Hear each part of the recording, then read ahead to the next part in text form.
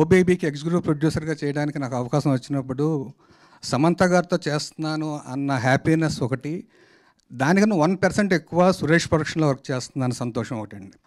సురేష్ గారు ఒక విషయం చెప్తారు ఎప్పుడు, సినిమా మనం చూస్తున్నప్పుడు ఎడిటింగ్ రూమ్లో ఒక తప్పు అని తెలిస్తే ఆ తప్పుని కరెక్ట్ చేయకుండా నువ్వు సినిమా రిలీజ్ చేయకు అని చెప్తారు ఎప్పుడు నాకు.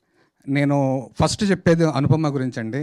అనుపమ ఒప్పుకోకపోతే సినిమా ఉండేది కాదు. ఇప్పుడు ప్రొడ్యూసర్ విజయ్ గారిని మాట్లాడాల్సిందిగా కోరుకున్నాం.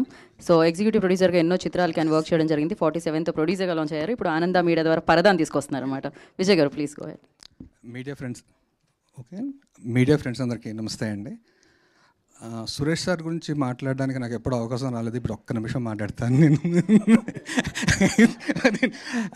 నేను 2018లో ఓబేబీకి ఎగ్జిక్యూటివ్ ప్రొడ్యూసర్గా చేయడానికి నాకు అవకాశం వచ్చినప్పుడు సమంత గారితో చేస్తున్నాను అన్న హ్యాపీనెస్ ఒకటి, దానికన్నా 1% ఎక్కువ సురేష్ ప్రొడక్షన్లో వర్క్ చేస్తున్నాను సంతోషం ఒకటండి. ఎందుకంటే as a production person Suresh గారి దగ్గర డైరెక్ట్గా ఇండైరెక్ట్గా చాలా విషయాలు నేర్చుకున్నాను. సురేష్ గారు ఒక విషయం చెప్తారు ఎప్పుడు, సినిమా మనం చూస్తున్నప్పుడు ఎడిటింగ్ రూమ్లో ఒక తప్పు అని తెలిస్తే ఆ తప్పుని కరెక్ట్ చేయకుండా నువ్వు సినిమా రిలీజ్ చేయకు అని చెప్తారు ఎప్పుడు నాకు. సో అదే నేను ఫాలో అవుతున్నాను. పరదా కూడా అదే ఫాలో అయ్యాను. Thank you sir. And Suresh సార్తో ఏంటంటే ప్రాబ్లం, నేను చాలా ప్లాన్డ్గా ఆయన దగ్గరికి వెళ్తాను. ఈసారి ఆయనతో తిట్టించుకోకూడదని నేను 10 విషయాలు ప్లాన్ చేసుకొని వెళ్తే ఆయన 11వ విషయమే అడుగుతారు ఆయన ఎప్పుడు. సో ఆయన అంత ముందు ఉంటారు ఎప్పుడు కూడా.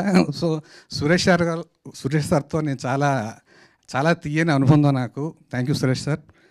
సత్య భయ్య, సత్యకి నేను అనేవాడిని, భయ్యా నువ్వు 1 crore ఆర్టిస్ట్ తొందరగా అవుతావు అనేవాడిని. నేను 47 days చేస్తున్నప్పుడు ఆ 1 crore ఎప్పుడో దాటేశాడు sir Satya. Talented man. Thank you Satya.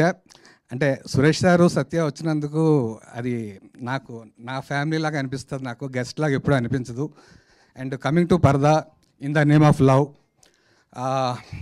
Cinema గురించి తర్వాత మాట్లాడుకోవచ్చు. ఈ పాట గురించి మాట్లాడతాను. వనమాలి గారు కానీ, గోపి సుందర్ కానీ, అనురాగ్ కులకర్ణి కానీ, వీళ్ళు ముగ్గురు ఈ రకంగా మనకు అవుట్పుట్ ఇవ్వకపోతే ఈరోజు సాంగ్ ఇలా ఉండేది కాదు. Thanks to all of them అండి. అండ్ సినిమా గురించి చెప్పాలి అంటే నేను ఫస్ట్ చెప్పేది అనుపమ గురించి అండి. అనుపమ ఒప్పుకోకపోతే సినిమా ఉండేది కాదు. సో థ్యాంక్స్ టు అనుపమ, దర్శన అండ్ సంగీత గారు. ఓకేనండి, ఫైన్. థ్యాంక్ యూ అండి.